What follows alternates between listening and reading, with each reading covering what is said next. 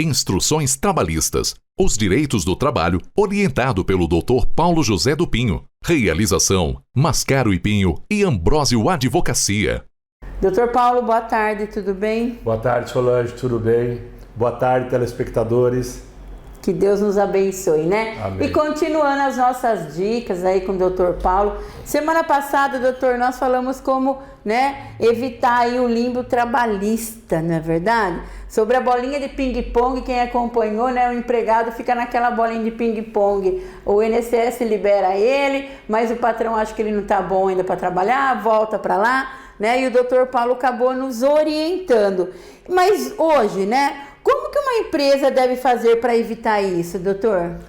O ideal, uma empresa que está recebendo um empregado com alta do INSS, um empregado que estava afastado das suas atividades laborais na empresa e está retornando por uma alta do INSS, a primeira atitude numa empresa é fazer o exame de retorno ao trabalho pelo médico do trabalho da empresa. O médico do trabalho da empresa, se ele verificar a aptidão deste empregado em retornar ao trabalho, Tem que retornar. a empresa pode aceitá-lo, certo? Pode aceitá-lo e também ela pode, inclusive, dispensá-lo sem justa causa. Ah, pode dispensar? Pode. Ela pode dispensá-lo sem justa causa. Por que ela pode dispensar sem justa causa? Se essa doença que levou ao afastamento não tem relação com o trabalho. Isso não é uma doença ocupacional. Tá. É uma doença que nós dizemos no meio jurídico, uma doença de origem comum, não do trabalho, não é uma doença relacionada ao trabalho. Dá um exemplo de uma doença relacionada. Uma doença relacionada ao trabalho pode ser uma doença, uma lesão por esforços repetitivos. Por exemplo, LER, né? LER, por exemplo, LER-DORT. Por exemplo, uma pessoa que se esforça muito na digitação e pode causar um problema ortopédico no seu braço, no seu ombro, ela pode vir essa doença ser relacionada ao trabalho. Mas voltando à sua primeira pergunta, o que uma empresa deve fazer? Eu me alonguei quando o empregado está apto ao trabalho.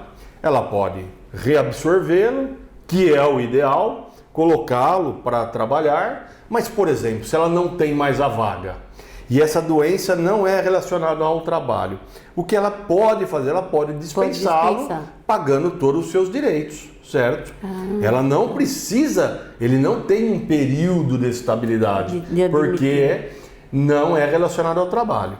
Agora, se o médico da empresa detectar no exame de retorno ao trabalho, detectar que esse empregado está assim doente, E aí? E aí é o que a empresa pode e deve fazer no seu corpo jurídico.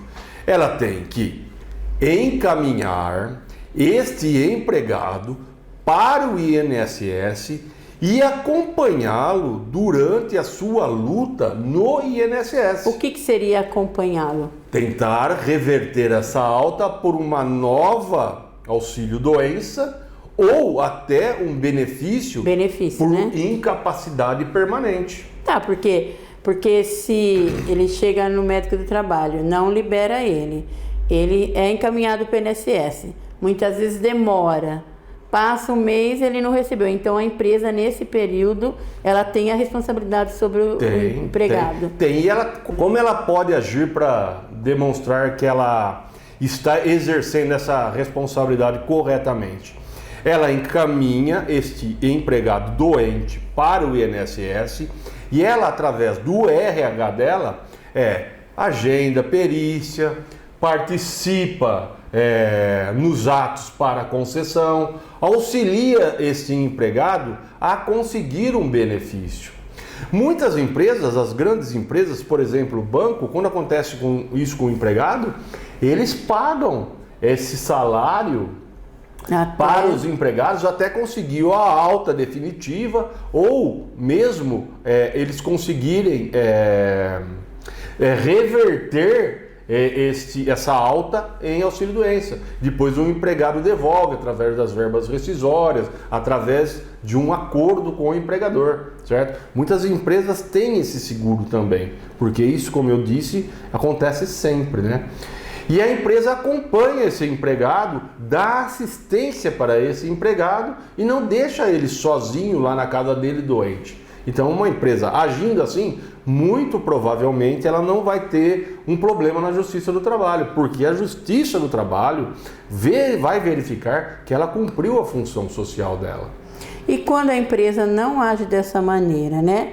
Não dispensa e nem auxilia o empregado a caminhada pelo INSS. Ela deixa o empregado dela no limbo trabalhista previdenciários, que nós falamos anteriormente, na última entrevista.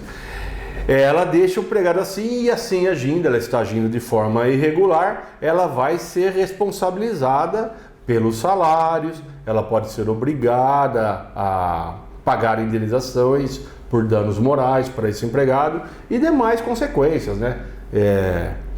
Eu dei um exemplo de doença relacionada ao trabalho. Agora, uma doença não relacionada ao trabalho.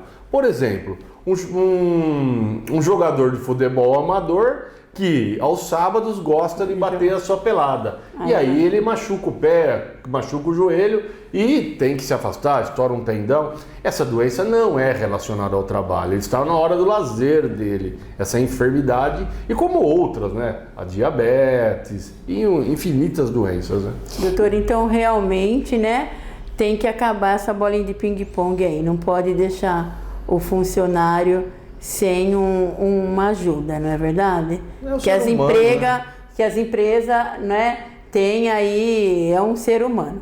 Mas a próxima gravação eu vou querer saber as empresas que estão falindo aí, porque com essa pandemia teve muita falência, doutor. Infelizmente. Aí eu fico pensando, vocês também vão ficar curiosos que nem eu. E aí, faliu? De quem que ela vai receber? A próxima a gente vai falar isso, hein, doutor? Combinado, tá podem bom? esperar. Obrigado, semana que vem nós estamos de volta. Até mais. Instruções trabalhistas. Os direitos do trabalho, orientado pelo Dr. Paulo José do Pinho. Realização: Mascaro e Pinho e Ambrósio Advocacia.